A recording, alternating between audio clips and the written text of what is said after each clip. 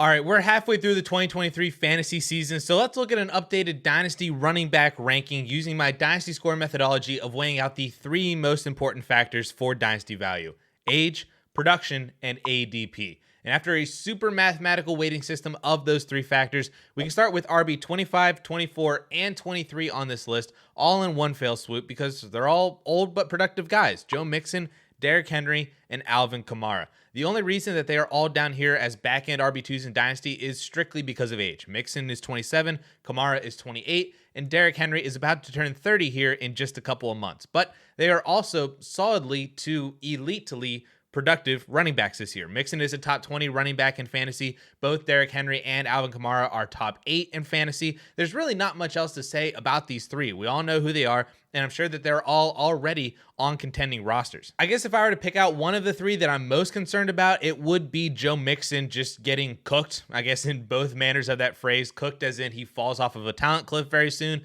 but also cooked as in what we just saw happen to Dalvin Cook, who was a perennial top 10 running back in Minnesota until he got cut, and now he's a backup, and he's not even a very good backup at that. But again, I'm not sure what you would get for Joe Mixon if you tried to trade him. Probably nothing close to being worth moving him, so you're probably stuck with him at this point and just hoping for as much production as he possibly can get from him. All right, now I'm going to combine RB15 to RB22 all in just one conversation because they all feel exactly the same. These guys are younger veterans who all have decent production, but also all have major issues to the point where job security next offseason is in question for a handful of these guys. Dameon Pierce, Isaiah Pacheco, and Ramondre Stevenson were all day 3 picks within the last couple of years, and they haven't been extreme world beaters this season either. Pacheco has actually done the best of the three and has also looked the best of the three, but his fantasy production is still as a back-end RB2 in points per game.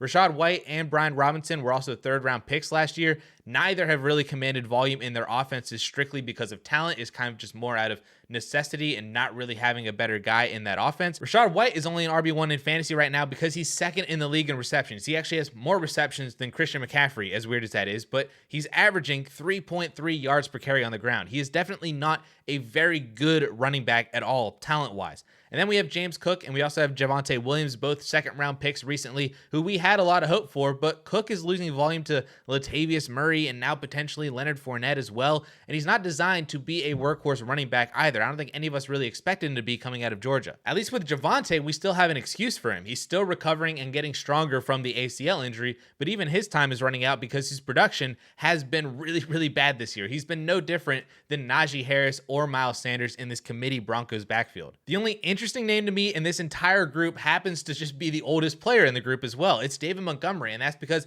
at least he's seeing good volume in a great offense, and he's the touchdown guy in the offense as well. I also don't have issues with him losing his role or being replaced over the next offseason entirely like I do basically everybody else in this group, because Monty is at least a good running back. He does his job extremely well in the Detroit Lions offense, and Dan Campbell also really likes him as well. Now, I do think he's not going to get as much work as he did before his injury because Jahmyr Gibbs has looked really impressive as the lead back without David Montgomery, and Dan Campbell has even come out and said that Gibbs is going to get more opportunities than before with David Montgomery back. So with that said, I'm not paying a first-round pick for any of these guys because I don't even know if I have a starter in 2024, and if I do, are they even good fantasy players, or are they still in this just mess of guys who don't make a difference in your lineup on a weekly basis? I would rather use that first and add something to it to jump up a couple tiers, or use that first and just roll the dice that I draft a running back who actually is a difference maker in the first round and probably has a longer leash and shelf life than all of these 24, 25, 26-year-olds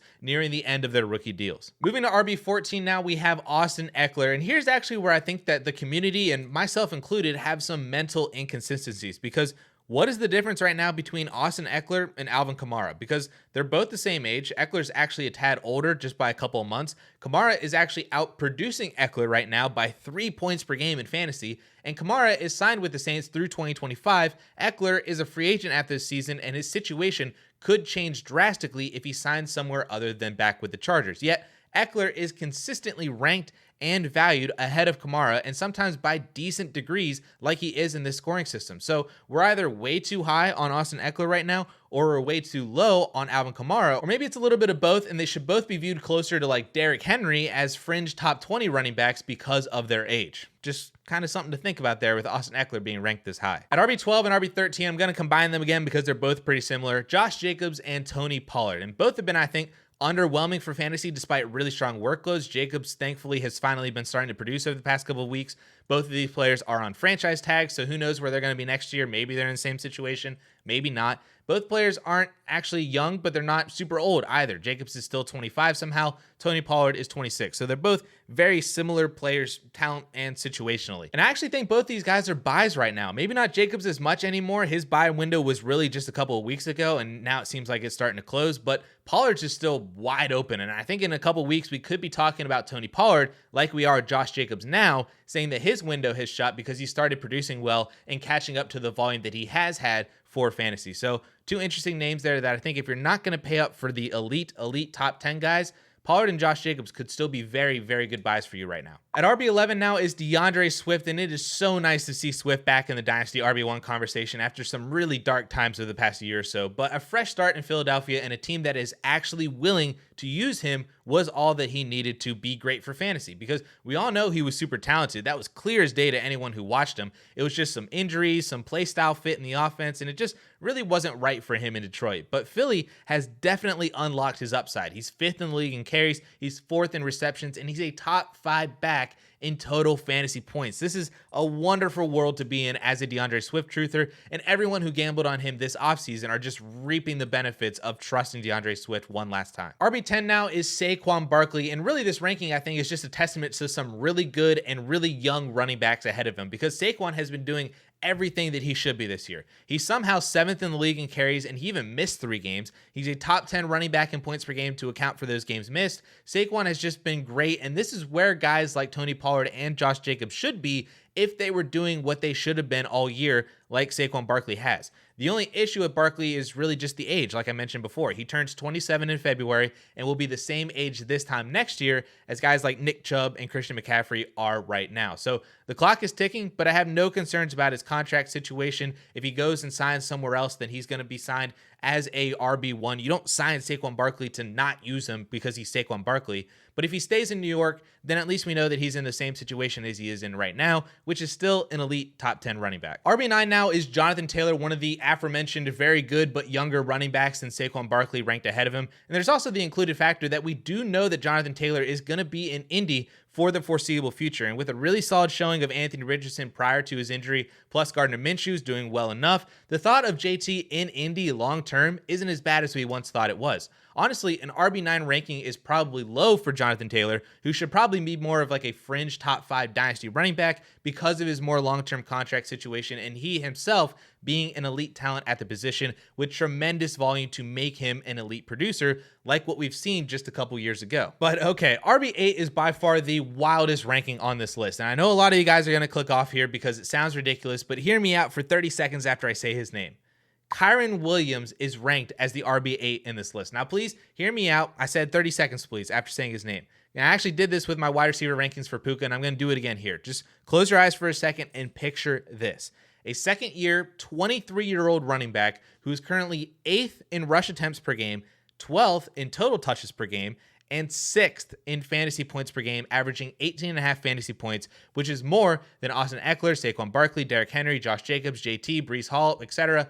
Now imagine that his name is Kyren Williams. That's literally the only issue here. If that player's name that I just described was James Cook or Dameon Pierce, people would be having a field day with his value. They would be a top 10 running back if their name wasn't Kyren Williams. So why can't Kyren be? If it's because he was a day 3 pick, y'all made that excuse for Dameon Pierce after last season, saying that he was a dynasty RB1 because why would the Texans replace him because they have so many other holes? And Pierce had nowhere near the production that Kyren has this year. And all of that also applies to Kyren Williams as well too. The Rams are probably about to enter a rebuild. Why would they address the running back position when they have so many other holes to fix and they have a very good and very cheap option in Kyren Williams? And who else is there to take touches away from him? Ronnie Rivers, Royce Freeman, and he's a young 23 years old as well. He's not almost turning 24. He just turned 23 2 months ago. He's the same age as Kenneth Walker. He's younger than James Cook, Brian Robinson, Rashad White by a whole year or more. And look, I'm not going to deny it. I would take Jonathan Taylor, Saquon, Swift, Jacobs, and Tony Pollard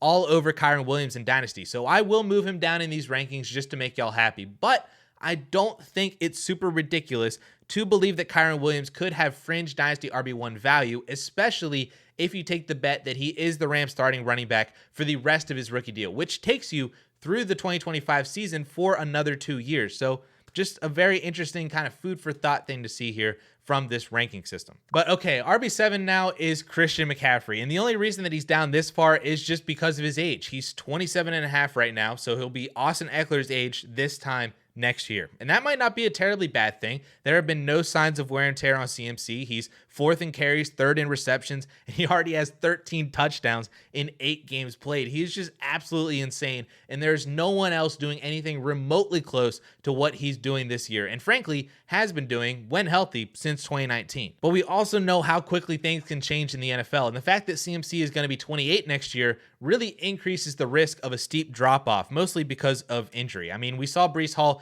tear his ACL last year, and spoiler alert, he's a top 5 dynasty running back just a year later, still at only 22 years old. But CMC wouldn't have that luxury at his age. We would almost view that horrible long-term injury as a death sentence for him, kind of like what we're doing with Nick Chubb right now. And it wouldn't even be CMC's first major injury either, so that would also factor into a drop in value for CMC if that were to happen. But maybe by me saying all of this, the takeaway is that all running backs carry that risk to an extent. So why not just take the 25 fantasy points per game league-winning running back that Christian McCaffrey is and hope that he doesn't get hurt, because he's head and shoulders better than everybody else at the position right now. We should be treating the running back position in Dynasty more as 1 to 2 year assets instead of 3, 4, 5 year assets. And if you do that, then Christian McCaffrey should be higher in these rankings. All right, RB6 now is Kenneth Walker. And if you would have told me back in May that Kenneth Walker would have been a borderline top 5 dynasty running back once again, I would have called you crazy, because we all thought that Zach Charbonnet was going to have a greater impact than what he's had so far. I mean, he's basically been a non-factor for the Seahawks.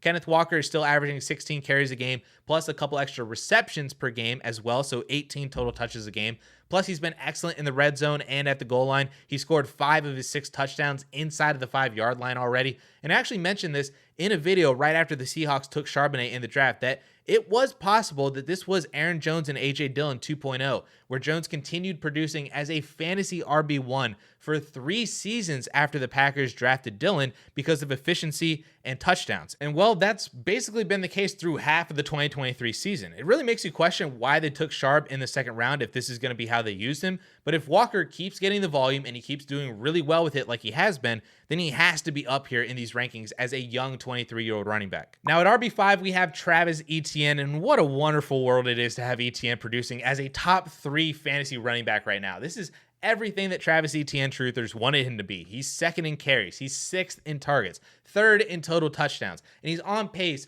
for over 1,800 total yards on the year. I'm just so upset with myself for falling into the pack of believing that Bigsby was going to steal touches from Etienne, and had I stuck with my process and evaluations on both of those guys, there was no way that should have been the case whatsoever, and it hasn't been at all. Bigsby is a straight handcuff. This is Travis Etienne's backfield, and he is succeeding at an elite level. And we still have some longevity here. He could still be in Jacksonville for another 2 or 3 years with his 5th-year option in 2025. And maybe he even gets tagged like Josh Jacobs or Saquon Barkley did and plays on a 1-year deal in 2026. Or ideally, he signs a 3 to 4 year deal next year that ties him to Trevor Lawrence and this Jaguars offense for the long term. He is just such an elite player that the only thing preventing him from being higher than he is right now is that he's almost 25 years old and everybody else above him are 21 and 22. That's basically it. But Travis Etienne is absolutely elite, and you should be ecstatic if you have him on your dynasty roster. All right, now at RB4 is kind of our second wild ranking after Kyren Williams being top 10, but Devon Achane has now entered the chat in this ranking system. And I'm going to be honest,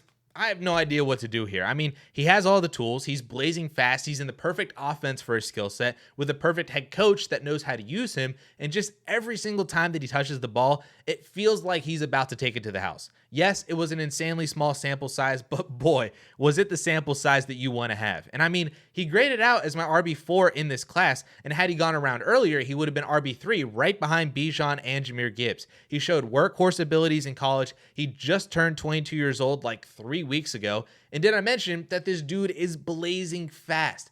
even if you cut his efficiency in half, he would still be scoring like a back-end RB1 in fantasy instead of the RB1 on a points per game basis this year. That's how insane this kid was and is. So while you might think that it's a little premature to have Devon Achane in the top 5 of Dynasty rankings, I mean, if you just want to talk about league winning upside at the running back position after Christian McCaffrey, that's Devon Achane. And I think that he deserves to be this high in Dynasty given his age, his skill set, just everything is going perfectly for Devon Achane. And hopefully he can continue doing his dominance after he returns from injury. All right, now as a group, RB 1, 2, and 3 is Bijan Robinson, Breece Hall, and Jahmyr Gibbs. And actually, funny enough, Gibbs is the most productive player this season out of these three. He's averaging 16 fantasy points per game compared to only 13 points per game for Bijan Robinson and Breece Hall. But we know that there are outside factors weighing into that. Bijan is getting killed by just horrendously bad coaching, and Breece is still a little over a year removed from the ACL injury. Things will be improving for both of those players as more weeks go by this year